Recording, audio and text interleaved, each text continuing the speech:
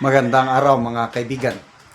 Bigyan natin ng reaction, opinion itong post ng ANC 24/7.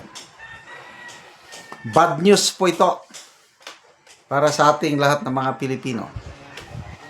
I don't know, sa Marcos Jr. administration, baka good news sa kanila ito. Baka matutuwa si Auntie Claire. Ito. The Philippine economy grew by 2.3% in the second quarter this year, 2026. This is a slower GDP, gross domestic product rate, than the 2.8% in the first quarter of this year. So kung may theme song ang administration, pwede yung spaghetti pababa, pababa ng pababa. Wala nang ibang papupuntahan kundi pababa ng pababa ang ating ekonomiya. Nung nag-take over ang Marcos Jr. administration, ang minana niya na economic growth natin o GDP is 7.6%. Partida pa yan, ha? Nagdaan tayo ng pandemic. Bumulusok ang ating ekonomiya. Alam ko pa, may negative pa nga ang growth natin noong 2020 ba yun? Negative talaga. Anong magagawa mo? Pandemic eh. Negative. I don't know how many negative percent. Kaya lang, dahil sa magandang diskarte ng ating Tatay Digong, noong 2021, yung negative na pataas niya.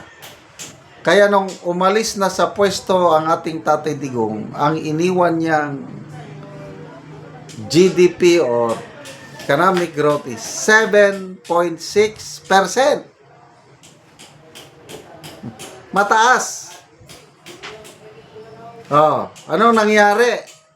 Noong 2023, nasa 5 point something.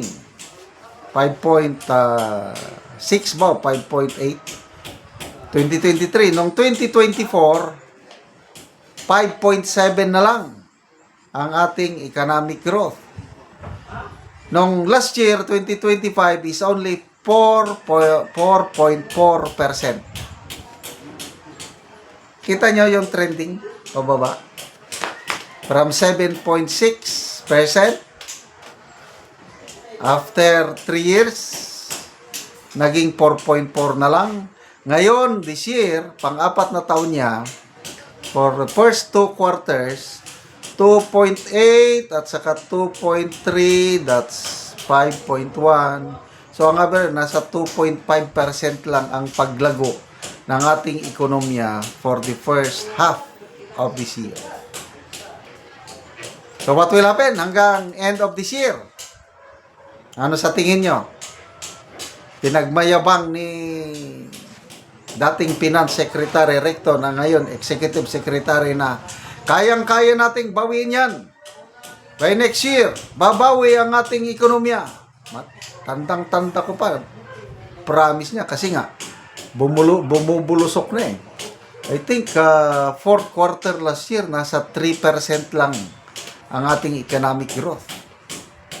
So, from 3%, naging 2.8, ngayon 2.3 na lang. Kaya tamang-tama, yung theme song ng administration is spaghetti pababa, pababa ng pababa. Ganon na rin nangyari yung kanyang trust rating or satisfaction, approval rating, di ba nagne-negative na. Kaya sa ngayon pa lang, I don't know kung matatawag na ba siya na lame duck president. Bakit ganyan ang ating ekonomiya? Wala namang inatupag kundi politika. Impeachment. Ni VP Sara ang priority nila ngayon. Saka paano gipitin ang mga nagsasalita laban sa administrasyon. Selective justice, selective accountability, puro selective. Kaya ngayon, kawawa, nakakulong. Senator Jinggoy, Senator Marcoleta, ex-congressman Defensor. Ngayon, tinatarget mag-inang Lagarda, Senator Cayetano. Lahat yan para pahinain ang oposisyon. And hopefully, matanggal nila, makonvict nila si VP Sara sa kanyang impeachment trial. Ang overall objective nila is hindi makakatakbo si VP Sara sa 2020. Granting. Okay? Granting, makaya nila yan. At mag-endorse si VP Sara ng isang kandidato. Pagpalagay natin, Basti Duterte. Lalabanan ni Leni, lalabanan ni Rafi Tulfo. To me, kahit si Baste Duterte ang tatakbo, mananalo pa rin. Agree ako sa analysis ni Congressman Edgar Erese.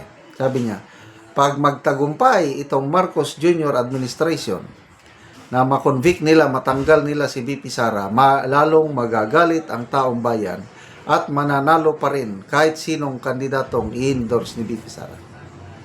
Ganon lang yun kasimple. So, yung mga forecast ng mga world bodies, IMF, World Bank pa, mga economists, is talagang mababa ang ating economic growth for this year. Biruin mo yan, no? First 2 quarters, 2.8, 2.3. Ano bang mangyayari? Are there good developments na pwedeng magpataas sa ating economy sa 3rd and 4th quarter? Wala.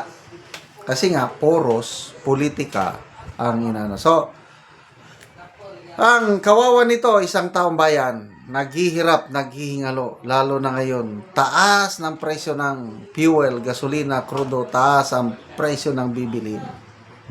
Kaya tama si VP Sara, God save the Philippines. Salamat mga kaibigan sa inyong pagsubaybay sa channel nito. Nakakatulong kayo ng malaki sa tribong talandig ng Bukidnon dahil ang income natin sa channel na ito is pantulong sa tribo. Namimigay tayo ng libreng yero at pako para makapagpatayo sila ng mas maayos na tirahan. Panoorin nyo ang video na ito. Ako sa balay sa tabangan na Mugiror, sa balay ni Bibijin Himanan, nga taga San Rafael, Poroksay, sakop sa Talakag Bukidnon. So muna ni ang itsura sa iyang atop nga pagapulihan karon. So natabangan siya og napulo ka yero nga diotso.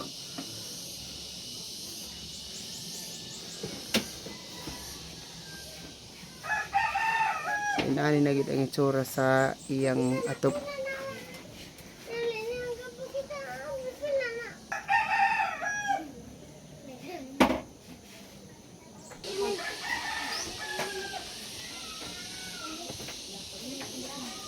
Og muna ni ang hero nga gitabang nga ilang iatop. Og karon muna ni ang ilang pag-aatopan.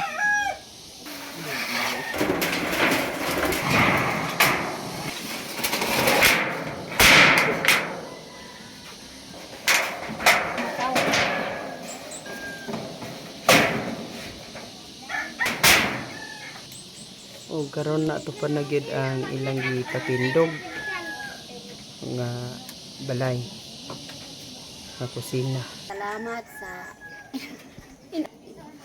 Salamat sa Ginoo ug sa nagtabang sa sin karon makapatindog na gid mi sa among balay nga gaulanan na gyud. So pila na katuig ang inyong atop? 5 na katuig. 5 na katuig. So gaulanan na gyud. So mga dagko na gyud ang buslot. O dako na gyud.